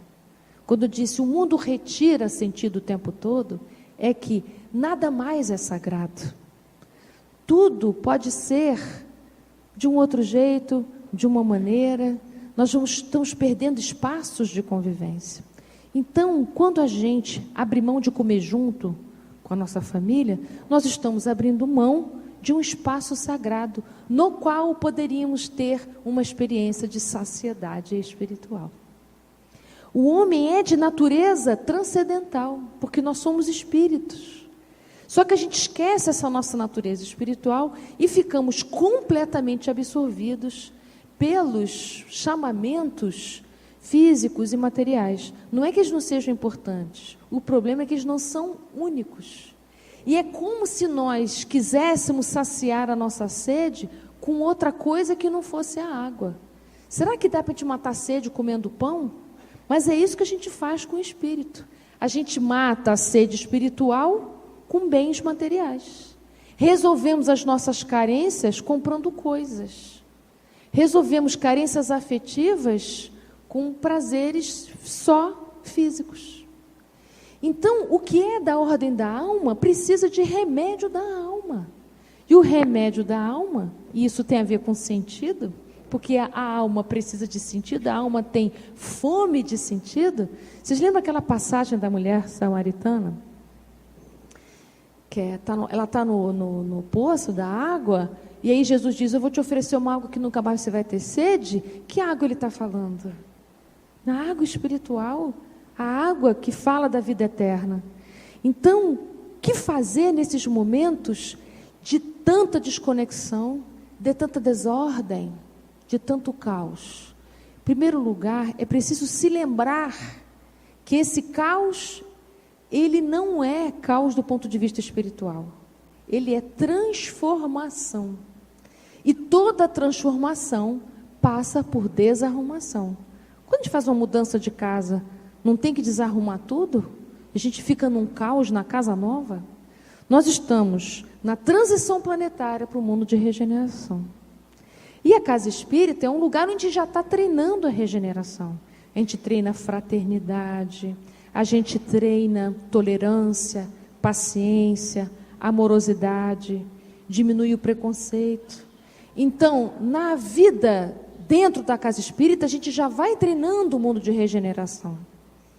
Então, nesses momentos de aparente caos, né, eu não estou minimizando como está caótico, não. Eu só estou dizendo que, do ponto de vista espiritual, isso é um momento de transição. A gente precisa se lembrar disso. Então, primeira coisa, se lembra que estamos numa transição planetária. Mas, se a gente não fizer nada, essa transição pode ser que não se complete, não é? Pode ser que ela se dê mais alongadamente. Então, vai depender da nossa participação e do nosso trabalho, homem a homem, para que essa transição se dê logo e da melhor maneira possível. Então, nós precisamos trabalhar para que esse progresso aconteça. Depende de nós a transformação moral do mundo, da humanidade, da nossa pessoal, que concorre para a nossa enquanto grupo. Então, o que fazer nesses momentos em que o mundo está dizendo e falando e nos levando para uma mão contrária a essa avenida que a gente está querendo trilhar? Então, a gente primeiro precisa lembrar que é transição, precisa lembrar que nós somos filhos de Deus. E como é que a gente lembra que a gente é filho de Deus? Instaurando momentos sagrados no seu cotidiano. Você precisa instaurar momentos de oração, momentos de meditação, momentos de sentir prazer com as coisas simples, mexer com as plantas, escrever, ouvir música, cuidar de alguém, sair do seu movimento autorreferido e se dirigir para o outro que está do lado de fora. Então você precisa se lembrar que circunstâncias, que situações, que tipo de atividade te traz conexão divina. O que é uma coisa sagrada? É algo que tem valor transcendente à própria coisa. Ou seja, não é a planta pela planta. Não é plantar, cuidar da planta como se fosse uma tarefa e pronto. É mais do que plantar. É o que acontece com a sua alma enquanto você planta.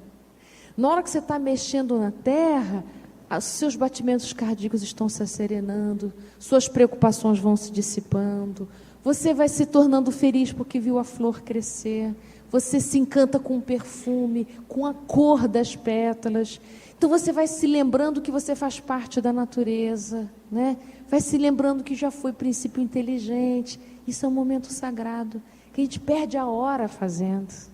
Quando você está cozinhando para os seus entes queridos, eu não estou falando daquele cozinhar que é obrigação, porque aí não é uma tarefa sagrada. Tudo que você faz obrigado, tudo que você faz só movido pela razão ou por algum outro tipo de interesse, deixou de ser sagrado.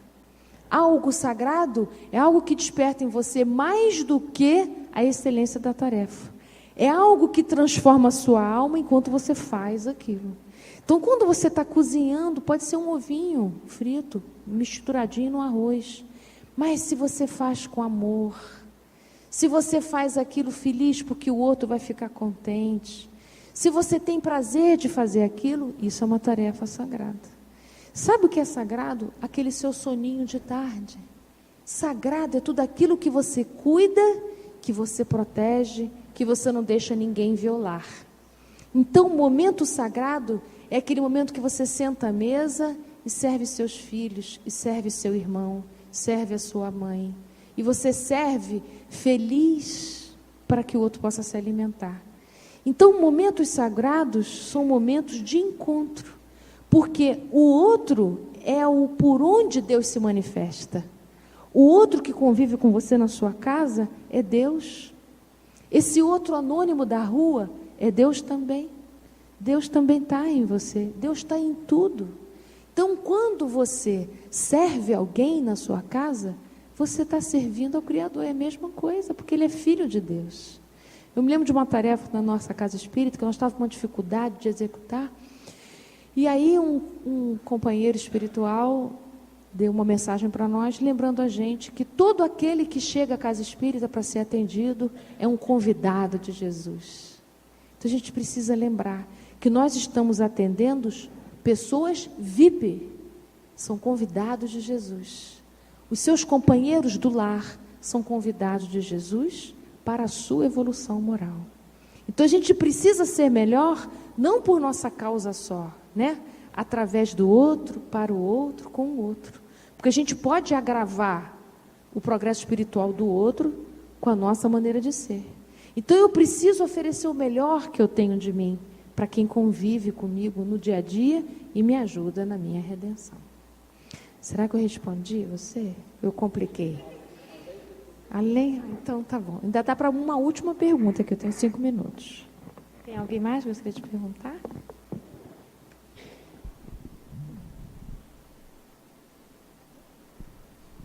Ana, acho que não temos mais questionamentos. Opa, então sinal que estamos todos Aprenderam respondidos. toda a lição. Então, queridas, eu desejo para vocês um bom descanso. Fico muito feliz de estar aqui nesse último dia, né, da semana de vocês. Dá um pouquinho de tristeza, né? Toda vez que a gente fala de último, né?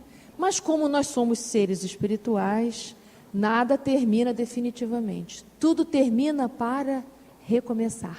Até breve. Muito obrigada.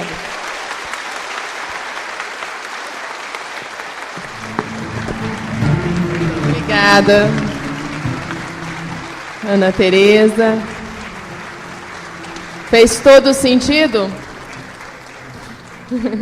Obrigada mesmo, Ana Tereza, pela brilhante exposição, e informamos que ela estará logo mais ali no nosso saguão para um rápido cumprimento ou até mesmo um autógrafo.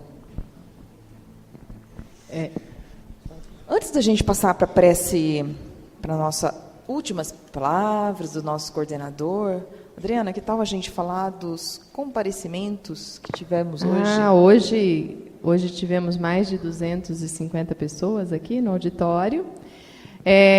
Vieram irmãos de várias casas, como a Casa André Luiz. O MEFA, liderando. Amor e Caridade. Allan Kardec. Portal da Luz. Jesus de Nazaré. Emmanuel. Maria de Nazaré. Bezerra de Menezes. Caminhos de Luz de Itaporã. Nosso Lar. Eurípides de Barçanufo. Ismael. Casa do Caminho de Campo Grande. E o projeto Verze Fátima do Sul, é isso? Exatamente. Versi? A tia Versi. Ah, tá. Sim, muito obrigada pela presença. Muito obrigada a todos. Uma salva de palmas para todos esses nossos irmãos que estiveram aqui. E para as considerações finais e a nos conduzir na prece, convido o nosso amigo Munir.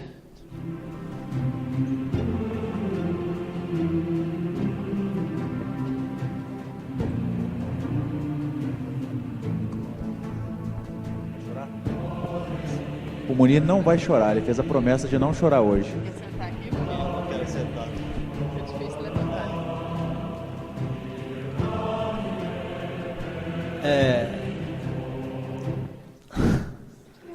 Aí, eu falei. É difícil expressar por palavras o que nós trazemos no coração nesta noite. Depois de uma semana de muito entendimento espiritual, que na verdade não começou na terça, começou quando nós programamos a nossa 4ª semana espírita. E como acaso não existe, e que não estamos aqui, como disse a nossa querida Ana, de forma involuntária, é que o movimento espírita Francisco de Assis fez toda a diferença. Esta casa de amor, situada no coração da nossa cidade, fez com que a nossa semana, aqui representada pela Dona Rosa, pelo Henrique Paredes e pelos demais trabalhadores, fez com que a nossa semana se tornasse esse ponto de luz que hoje brilha incessantemente. Meu coração está além do limite para eu poder expressar tudo aquilo que nós sentimos. Com tantas mãos, com tantos ombros, tantos braços amigos, nós chegamos nesse momento tão especial. Começamos numa terça-feira maravilhosa, aliás, na segunda-feira, com o Vanzan alegrando o MEFA. E ele próprio abriu nossa semana, nos elevando os sentimentos. Quando ele elevou nossos sentimentos, ele preparou para a palestra da quarta-feira, quando a deusa, que parecia uma diva, com nome de ambulância, como ela diz, SAMU, né, nos trouxe de modo incontestável a consciência do nosso ser. E ela acabou por preparar o dia seguinte, quando aquela figura imponente da Margarete Áquila nos fez reflexionar sobre a nossa tela mental.